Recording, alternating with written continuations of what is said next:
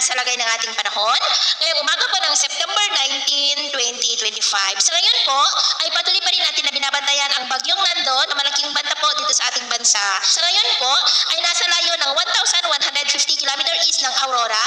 Nataglay ang lakas ng hangin na maabot po sa 85 km per hour.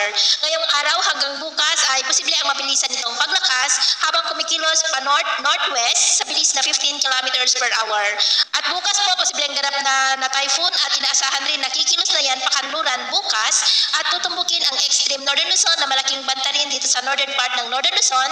At pagsapit ng lunes ng gabi o hapon ay posible na po na baybayin ang mga isla ng extreme northern Luzon, posibleng bilang super typhoon na nagbabanta rin po na itaas hanggang sa wind signal number 5 sa mga lugar po na daanan nito. Sa Martes, posible po yan na makalabas na sa ating area of responsibility.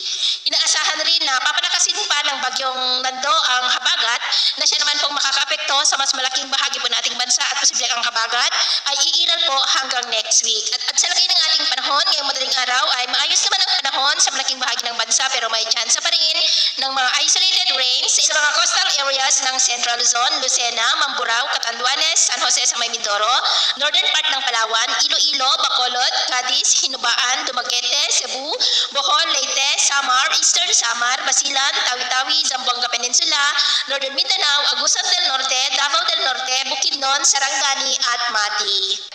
At mamaya po ay sisikat naman ang araw sa malaking bahagi nating bansa pero may chance pa rin ng cloudy skies with isolated rains sa coastal areas ng Pangasinan, Zambales, Bataan, Lobo sa may Batangas, Lucena, Occidental Mindoro, Coron sa may Palawan, Masbate, Samar at dyan po sa may Butuan. At mamayang hapon, mas maraming lugar ulit ang makakaranas ng mas maulap na kalangitan at mas mataas ang tsansa ng mga isolated rains